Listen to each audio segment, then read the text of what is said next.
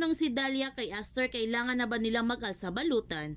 Ang sabi ni Tommy na parang booking na sila nito.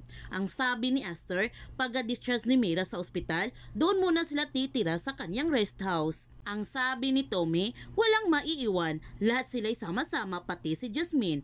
Ngunit ayaw isama ni Dahlia si Jasmine dahil siya ang may kasalanan kung bakit nangyayari sa kanilang lahat ito. Sinabihan ni Aster si Dahlia na hindi si Jasmine ang may kasalanan kundi siya, at lahat na nangyayari sa kanila pagpapatunay lang na may kinalaman talaga si Vito sa pagkawala ng kanyang anak na si Marigold. Nag-alala naman sina Tommy at Dahlia dahil hindi pwede sila lumapit sa mga pulis dahil may pinakidnap sila nito at sigurado sila na madadamay sila sa ginawa nila Jasmine at Sandro. Mga ilang sandali dumating si Pascual para bantayan silang lahat at siguraduhin na sa ligtas sila nito. Habang sina Jasmine at Sandro ay hinahabol na sila ngayon nila Harry at Tyrone para tugisin sila. Pinagbabaril pa nilang kanilang sasakyan. Kinakailangan huminto ni Sandro sa kagubatan para iligaw silang lahat upang makatakas sila nito. Pero sinusundan pa rin sila at pinagbabaril pa. Noong binabaril sila ni Harry, pinatakas muna ni Sandro si Jasmine at kailangan muna niya patumbahin si Harry. Sa kanilang pagtutuos, natalo naman si Harry at nung babaril na sana ni Harry si Sandro ay hindi niya ito mapatay dahil naubusan na pala siya ng bala. Nakipaglaban naman si Jasmine sa mga tauhan ni Harry, ngunit nasapak siya ng isang lalaki kaya nahimatay siya nito.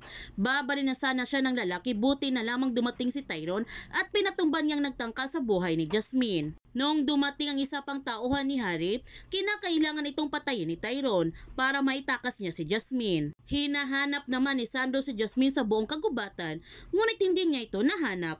Umalis na rin si Harry nung nakita niya na patay ng lahat ng kanyang mga tauhan. Pati na rin si Sandro ay umalis na rin siya nung hindi niya nahanap si Jasmine. Samantala, napagdesisyonan na nga ni Lily na kailangan nilang umalis ni Camila sa bansa dahil dumadami na nga ang mga kalaban ni Vito at baka madadamay pa sila nito. Gusto sana ni Pascual na ipapaaresto si Harry sa mga pulis.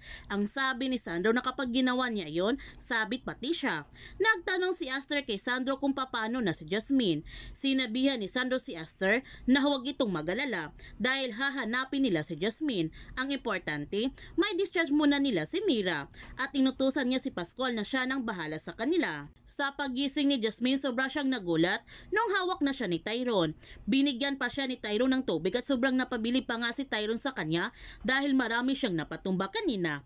At nagtanong pa sa kanya si Tyrone kung sino ba talaga siya nito. Ano ang binabalak ni Tyrone para kay Jasmine? Yan ang ating aabangan sa Lavender Fields. Kung bago ka pa channel ko, don't forget to like, subscribe, and click notification bell para palagi kang updated sa mga videos in-upload ko. Thank you for watching and God bless to everyone.